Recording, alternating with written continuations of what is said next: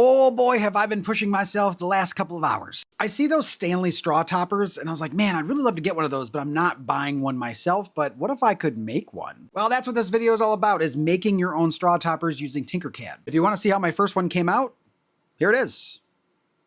The hole's not center. This is my first attempt.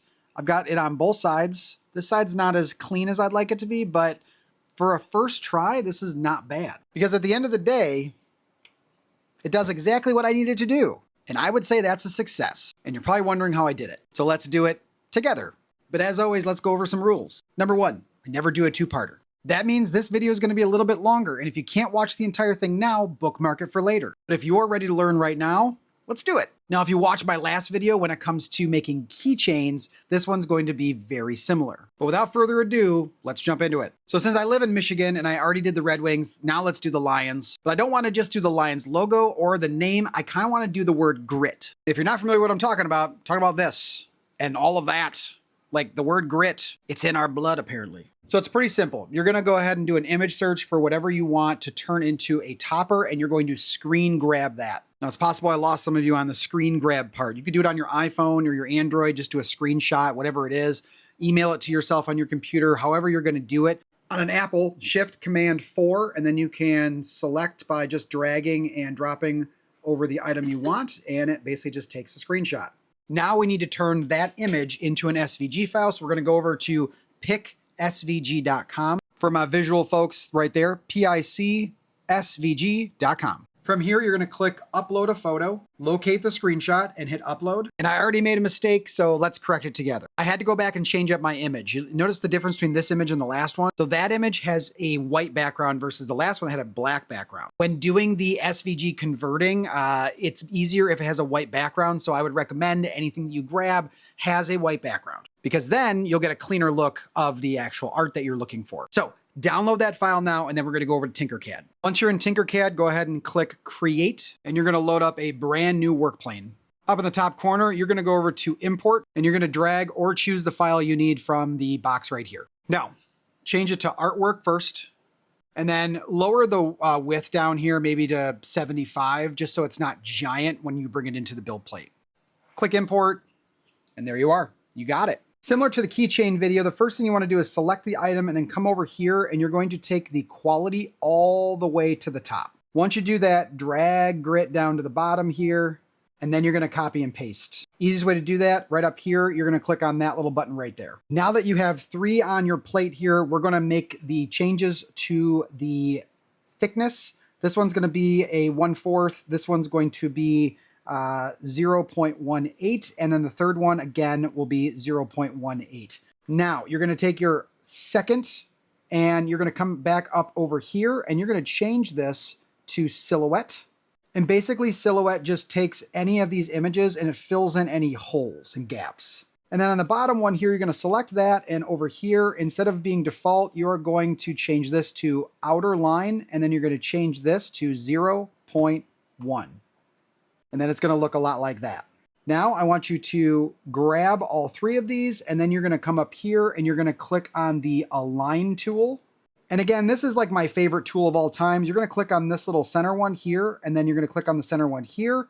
And now the entire thing is aligned. When I learned that feature on Tinkercad, it was an absolute game changer for me and made lining things up so much easier. Okay, so now we're going to select all of these and we're going to group them all together. We're going to be using the grouping button right here. And now that they are all one piece, we're going to increase the thickness, all of it together, because it's so thin right now, you wouldn't be able to put a straw through it. So for right now, we're just going to increase this to 1.0 and enter. Now that we have a 3D image that is basically large enough to fit a straw through, we're going to need to put a hole either through this end to this end or from this end to that end. Now, I've seen it done the other way where grit reads left to right, but I kind of want it to go through the straw, so you have to like kind of tilt your head and read grit up the straw. So if we come over to our tools over here, we're going to click the negative cylinder. We're going to drag that over here. All right, so now we got to figure out what is the diameter that we need, and which, are we doing Stanley? What are we doing? So Google's a great option for this, but I kind of did the hard work for you. So essentially the diameter of a Stanley straw is typically 0.4 inches or 10 millimeters. So back to our build over here, I'm going to click right here. I'm going to put 0.4, enter. And then over here, I'm going to do 0.4, enter. And that's going to get us the shape that we need. Now, the best part about Tinkercad is that if you just kind of hover over some of these things, you get a bunch of different stuff that shows up, and we need to rotate this on its side. So I'm going to drag right here, and I'm literally just going to drag it until it clicks onto that line, and now it's completely horizontal.